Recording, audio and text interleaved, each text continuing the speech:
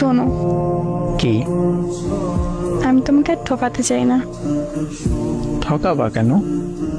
তোমাকে একটা মিথ্যা কথা বলছি। তাহলে সেই মিথ্যা কথার সত্যিটা এখন বলো। আসলে এগুলো কিভাবে বলবো বুঝতেছি না। কি সমস্যা সেইটা বলো। আমি আমাদের কলেজের একটা ছেলেকে অনেক পছন্দ করি। আর মিথ্যা কথা বলছি এইটা, এই ফোনটা আমার কাছেই থাকে সব সময়। আমি ওই ছেলের সাথে সব সময় কথা বলি। নিজের অজান্তে ওরা অনেকটা ভালোবেসে বলছি। গতকাল আমি ওরে বলছি সব ঘটনা। ও আমার সাথে সম্পর্ক করার জন্য রাজি হয়েছে। তাই বুকে অনেক হাউস নিয়ে তোমাকে আমি এসব বলতে আসছি। তোমার কথা শুনে হারিয়ে গেছিলাম। এতটা ভালোবাসো আমাকে।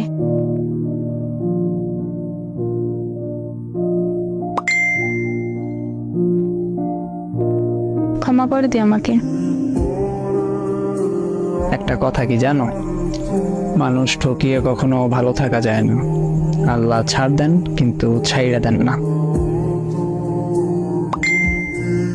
প্লিজ এইভাবে বললো না। আমি এখন তোমাকে কি বলবো সেটাই বুঝতে পারতেছি না। এমনও মানুষ হয়। আচ্ছা, আমার কমতি ছিল কোথায়? জানি না। তোমার অনেক চাহিদা ছিল যেগুলো আমি পূরণ করতে পারতাম না, সেটাই তো। এমন ভাবে বললো না প্লিজ। সত্যি কথা মুখে আটকায় না। যাই হোক, ভালো থেকো যদি পারো আর কি। তাইলে থাইকো ভালো। অভিশাপ দিও না। না, দিব না অভিশাপ। আচ্ছা, কিছু বলার আছে আর? কেন ঘুম আসছে নাকি? তোমার মেসেজগুলো দেখতে এখন অসহ্য লাগতেছে। আচ্ছা, আমার একটা অনুরোধ রাখবা? শেষ অনুরোধ।